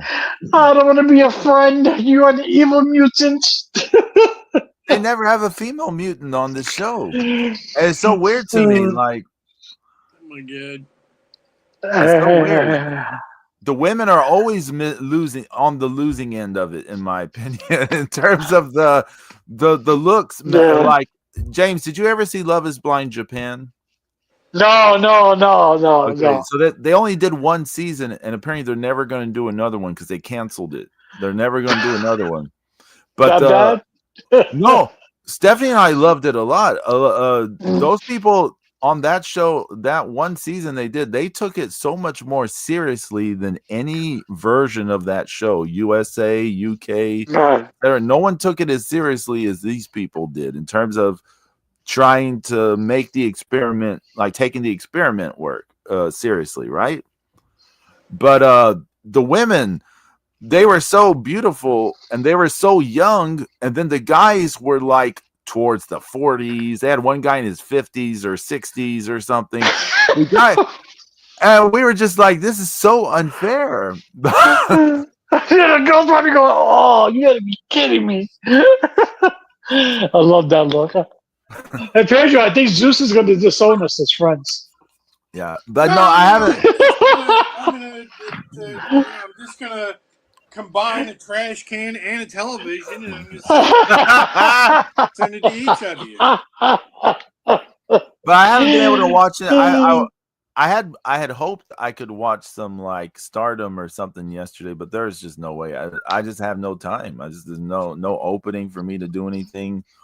I was always going from one thing to another thing this week. So if I wasn't going from one thing to another thing, I was working on something towards the future. Like, so, I mean, I have like another single that's supposed to come out next month, and I've been doing little bits towards that. So it's like, I got like 3 seasons into Getting Away with Murder. I heard that's good. It's not bad. It's see, because because I'm doing other stuff. I'm basically only listening to it. right. Yeah. There's background noise. Right. I got it in my ear. So. But the Last Jedi. It gets a little too relationship. James. It gets a little bit too much into their romantic relationships, and I'm like, I don't care. I want to, I like, courtroom stuff. I love courtroom, stuff like that. But it's, I know it's a mixed audience, and you gotta have, drama, love, and crap for women. So I took a little break from that, and then they put Archer on Tubi. So I haven't seen Archer in a long time. Oh man, it makes me laugh out loud, and like like my coworker in the next office, sometimes she'd be like, "What was that?" And I'm just like, "Nah, I can't repeat it. Yeah, that's Archer. That's yeah. I can't repeat it." I haven't But watched Archer in a while. it's great. It's great irreverent humor. I'm actually hooked on Peacemaker, and you know what? I never thought I'd be hooked on that show, but I am. I look forward to when a new episode drops. I'm like, I'm really liking John Cena in this. Wow, wow. Like, okay, I'm digging it. And I know it's James Gunn. I know, but I like the show. I'm I just don't watch it. I mean Yeah, he was an okay character. In the Suicide Squad movies. I mean, he they did have to kill him because he went all crazy siding with the homicidal government. yeah. But yeah, It's not bad though. I'm enjoying the show. It's okay. I'm enjoying it. Enjoying it. I mean he's a hero in the show because it takes place before the movie. I think it takes place right at the movie. It takes place, but it's weird because he's going through two dimensions right now. Okay, because he's dead at the end. He's found the doorway, right? He's dead. No. Zeus, they brought him back alive. Oh Jesus Christ! Yeah. So, but in the one universe. Oh God damn it! In the movie, the one where the movie exists, he's a bad guy. But then he found the alternate universe where he's the hero. He's like Superman. So he's torn. He's torn because in the other universe, his father's still alive, his brother's still alive. He's a superhero. He's in love. But in the in the real universe, he's a bad guy. He died. Everybody hates him. His father's dead. His brother's dead, and he's torn between reality or real. It's good how they're doing it. Because I thought it was gonna be shit. I'm like, oh, another multiverse bullshit. But it's like the way they're doing it, it's good. I'm like, oh, okay, cool. Well, I just want you to know, James, that I appreciate you saving me from ever having to watch it. Zeus, that's what I'm here for. I watch it, so you don't have to. Right, you're watching it. His reactions when you were describing it. James, his reactions as you're talking about, he's like, ugh. I know. No, but he's right. He did die. At the end of the movie, he did. There's another. We talked about that that unknown caller. Yeah. Y'all, you saw it. You did see it. That's right. You did see it. Yeah. They also have another one. That shit was rough. Yeah.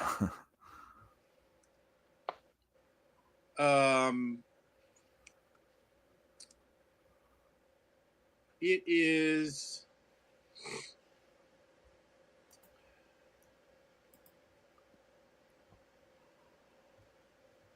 Oh, what the hell's it? Where is it? Have you guys seen that Charlie Sheen documentary? No, I haven't seen it. No, it's but they've got one on Netflix. I'd seen a YouTube a long YouTube video about this this guy that murders his wife and two daughters. Just fucking Boy. Yeah. Amityville Horror? What? Yeah, no. I did the Conjuring Universe thing. I did Conjuring 1 and 2. I watched The Devil Made Me Do It. And then I saw the first Nun. Mm. I was in a mood. I said, you know what? I'm going a little binge. I've seen the first 2 or 3 of them. Yeah. Um, That's what happens when you have insomnia at 4 in the morning. You can't sleep. You're throwing a Conjuring movie. No, James, that's when you jump on Twitch and you do an improv mix. No, I'm joking. Yeah, okay. Please, I barely survived the mix I did last night. I was done. After 2 hours, I thought it was going to drop. You use your defibrillator to make a noise on there. Yeah. I thought I was having a heart attack. I was like, shit, man, the race is on. The race is on. Holy shit, the race is on.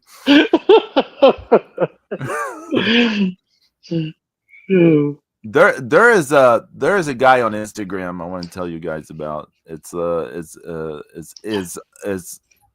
like it's is always Alex, but it's like ITZ and then always Alex all together. ITZ and then always Alex. uh-huh. And their account, they'll have various like clips of movies and TV shows and things, but they take some of those movies, some of those movies on Tubi that look like they're filmed with your cell phone. Yeah. They take some of the. I've been sending Zoo some of this. They'll take some of the clips where it's just the goofiest thing possible, and they'll be like, Tubi needs to pay for their sins and things like this. It's some hilarious stuff. I can't believe some of the stuff they put in these Tubi movies. Nice. The bad ones, the bad Tubi movies. Yeah. Well, every channel has their little thing of bad movies. Tubi bad movies is a whole other thing. Do you know? Yeah, I know. Like yeah, where I it's know. filmed like they took my cell phone to film it, the movie. Yeah, the budget of the movie was $17. Yeah. They do have there was one decent shark movie that they made that Tubi made. That's what I need to watch. I haven't seen a good shark movie in a long time. I'm jonesing. Fiending. They got Boiler Room on Tubi right now too. Love that movie. It's awesome. I basically watched like 6 parts of it. Some of the stuff. I hate the parts where him and his dad are, where his dad's coming down on him for being a shitbag. So I skip a lot of that. But have you seen it? Have you seen it, Pedro? I don't think so. I'm trying to remember. No, we never saw Boiler Room. I feel like y'all mentioned it. Giovanni Ribisi, Neil Ben Affleck. Is it from 2000? Yeah. Vin Diesel. Yeah. I have not seen this. No, I have not seen this. It's kind of based. It's a good movie. Yeah, it's kind of based on the same guy that Wolf of Wall Street is about. Oh yeah, Bruce, you were telling me about this recently. That's right. Yeah. You were telling me about this recently. That's kind of like how Jordan Belfort got to start, something like that. Yeah.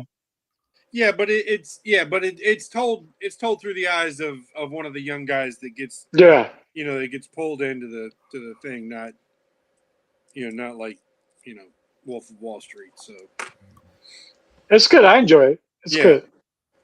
I mean, you should. They got Drag Me to Hell on Tubi. I enjoyed that. Yeah, I haven't seen it. I've only seen it the one time, but like it's been I enjoyed Drag Me to Hell. Yeah, they got Queen of the Damned. They got Edward Scissorhands. Terrifier. I like Queen of the Damned. Queen of the Damned. Man. People shit on that movie. I think I don't know why so many people shit on it. Because source material. Oh, James, anytime you're making a movie off like such a big revered source material, you're gonna have, disappointed people. It's just reality. Yeah, they got Cash.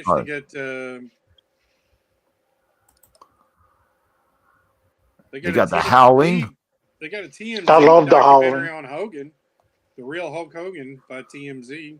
Oh man, TMZ. I have his legendary card. That's enough. We can't talk about it, but TMZ got in some trouble this week, but we won't talk about that. We can. Really? Why? For what they do? We'll have to talk about it off the air. That bad, huh? Yeah. Well, we'll see. But yeah, Crybaby. They got a bunch of movies on Tubi right now. I like Crybaby. Hatchet face. Got Bloodsport. Got Heathers. Lake Placid. Oh, they got the Betty director's White. cut. They got the director's cut of Donnie Darko. It's the best version of that movie. So Yeah, I like Danny Darko. the director's cut is the best version. World War Z could have been a good movie, but it just really wasn't. Well, it's nothing like the book. The only thing it has in common with the book is the title. See, there you go. Now you understand why people get mad at that was good. But you see, World War Z has Brad Pitt, right? Yeah.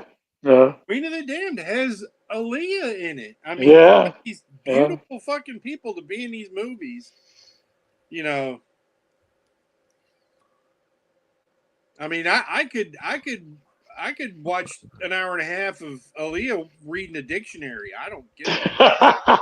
She was beautiful. Yeah, she was. She was. Yeah. Have y'all ever heard of I read the World War Z book like 4 times. I enjoyed that book. I enjoyed it, man. The way it was written too was nice. It was written more like a diary than anything else. You know. Like Tango and Cash, that's got Jack Palance in it. Oh man, I haven't seen that in forever. Yeah. Tango and Cash. Right. Yep, a young Cherry Hatcher. Yeah. That's the movie that popularized the term foobar. Oh really? I don't remember that term being in the movie. Yeah, foobar. What the hell is foobar? Fucked up beyond all recognition. My sister. That's one of the early appearances of Terry Garr too. Yeah. All the Terrys were in that movie. They Call Me Trinity. They got Sleepaway Camp. Sleepaway Camp is awesome. Coming to America. Fifth Element, The Mask, Scarface. Oh, I finally saw it Coming to America too. Why? It's terrible, isn't it? Why does that exist? Because they wanted a cash grab. Oh my God, that's such a bad movie. Money.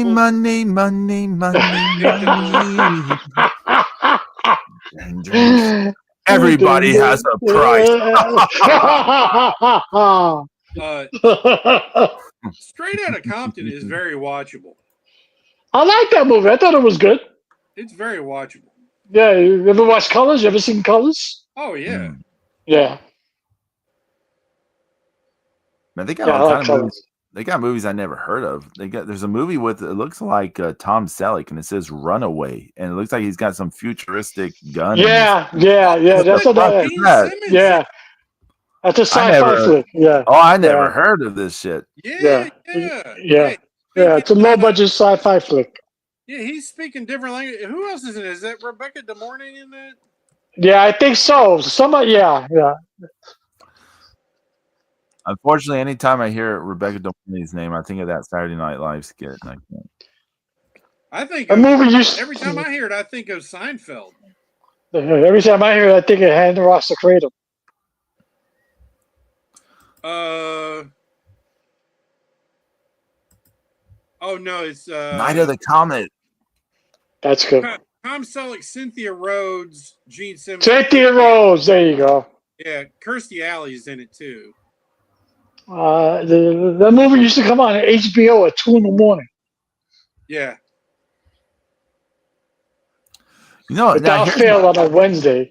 2 in. Here's a movie I'd never seen, but I used to see it on you'd go to the video rental stores, and I would see the cover. It was called Vamp, and it has like Grace Jones Yeah, with a bunch yeah, of that's a men. classic. I never seen Yeah. it. Oh, that's They a have cult it. classic, Pedro. It's a I cult remember the classic. VHS cover. I remember that's what I Yeah. remember. That's why it just jumped out at me. I'm like, oh, I never seen. That cat people, all that life force, all in the same vein. The original cat people from the 40s is an amazing film in my opinion. I haven't seen that. The original one is amazing. It's so much better than the one from the 80s. The one in the 80s, I Well, know. yeah, the one in the '80s is stylized. It's David Bowie and Natasha Dickinski and all Yeah, that. Yeah, well, I was gonna say people like that one because the skin and all that stuff. I get it, but yeah. like the one the original is a really good movie. It's an excellent movie. Oh, they have Pan's Labyrinth on Tubi also. They got Bubba Hotep, American Ninja, I like Bubba Hotep. Kroll. Yeah, that was bad. I watched that earlier this year. Troll. They've got all of the Fourth That Doctor. reminds me of Beastmaster. Beastmaster and Oh Troll man, I and all haven't those seen that movies. forever. Beastmaster, Yeah. King of New York, Larry Fishburne. I like King of New York. Oh my god. I used to run into Christopher Walken in the Village when he was actually filming that movie. Oh wow. I would see him almost every day at the same deli. He had just finished wrapping like the overnight scenes, and he'd be coming to get coffee and some breakfast. I would see him like every day at the same time getting breakfast. He goes, "Yeah, just coming off the set." I'm like, "Cool, That's all awesome. right. I'm just here getting a bagel and a Diet Coke. Good job." Do you guys remember a movie called The Heavenly Kid? I haven't seen Yes. that fucking Yes. forever. Yes. That shitty movie The Wraith with Charlie Sheen, that's on here. Yeah. Yeah. They got hard boiled. Zeus, you and I talked about that. That's right. We did talk Oh, about yeah. that. Yeah, hard boiled. All right. Well, A lot of people would say that Charlie Sheen never made a good movie. I'm like, what are you talking about? Hello, you never seen Platoon? What are you talking about? I've never seen Major League. You never seen the Hot Shots or Hot Shots Part 2? Yo, Hot Shots is the shit. That shit is amazing. I love that movie. Hey, so what's going on next week? Anything going on next week? Nothing good. No, I guess we'll be here talking about WrestlePalooza. Nothing good. Is that next week? Is WrestlePalooza next week? Yeah, man, the 20th. Yeah. Oh shoot, man! Everything happens so fast now. Because NXT's homecoming Tuesday, so we could talk about that. Okay. Man, we didn't go over the cards or anything. I don't know if they have a card for homecoming yet. Do they? I don't know. I'll look it up. WrestlePalooza card. Io Shirai and Stephanie Velcro for the vacant women's world title. The Usos versus the Vision. CM Punk and AJ Lee versus Seth Rollins, Becky Lynch. Cody Rhodes defends against Drew McIntyre, and John Cena versus Brock Lesnar. That's a hell of a card, to be honest with you. Too bad it's on fucking ESPN.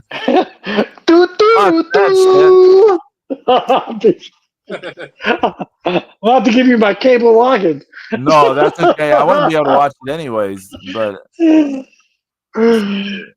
said homecoming? Yeah. Can't find it. That's Tuesday. Not finding it. Something was like, should I show up, see if I can scout some tickets to that? And I'm like, no, let me not. I get arrested. You know, they can't be Bronx in it. You know. you need to plan it out way ahead of time. I mean, unfortunately, with your conditions, you have to. I have to plan everything out. Will Lux? I gotta have an ambulance on standby. That's terrible. Will Lux meet you there? Go with you? No. I mean, he would, but no, he's not gonna drive up from Dover to go to an NXT show. No, I'm just finding what's it called? No Mercy. I'm finding No Mercy. I'm not finding. Yeah. he'll drive to the damn depths of Miami to go to a abandoned Casa Bonita to watch damn. Yeah. Yeah. Yeah. Yeah. Yep. Hey, everyone. I mean, James, you got you DJing this week? You cutting it Yeah. up? Yeah. I'll be doing it up again. I'll be. Hopefully, I'll do better than I did last night. I mean, I did good. It just took way too much out of me. Way too much. I was like, yeah, okay. Okay. Well, you need that. You need to have Nurse Melina on standby, and I need my favorite whore nurse, Melinda, to come by. Yeah. Zeus, you got anything Whore going? my heart, baby. Whore my heart. Oh my heart. I actually started. I actually started working on something yesterday that might Oh, be a little ambitious. So we'll see how it goes. that sounds Zeus, I exciting. want some Lady Blooming. What's going on? Yeah, I know. I'm not happy with the dialogue. I'm going to rewrite it on paper. And Okay. Okay. it just these last 2 pages because It I just it doesn't feel right. wasn't connecting? What's that? The dialogue wasn't connecting? Yeah, it didn't feel it just doesn't read well. Gotcha. So I know what I'm trying to say. I just need to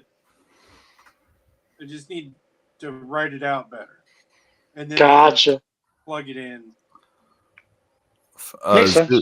Zeus, follow your splenic intuition. Wink. What? That's for anyone who's been watching Love Is Blind UK. They'll get that. Zeus gonna drop a bolt lightning on your ass, Pedro. I know. I better be careful, especially my Pedro. Be careful. Yeah. Pedro. I don't fuck with Zeus. I'm not gonna fuck with Zeus. I'm pulling for a chat though, but I'm not gonna fuck with him. You're pulling for a chat. Hey Zeus, I got a text. I got the looking at cards on Tuesday. We'll do the rest of the stuff from the Huntsville card show from last weekend. And then the music streams. Then the future, there might be I might be messing around with my streaming stuff a little bit. So it might be streaming on YouTube more in the future. We'll see, because my audience on Twitch is somewhat capped, and my audience on YouTube is more. It grows more as time goes on. So it's like I might have more potential audience on YouTube. So we'll see. We'll see what happens. But we'll see y'all next week, God willing, if Zeus doesn't throw thunderbolts down on me. Everyone, take care. Adios. Later.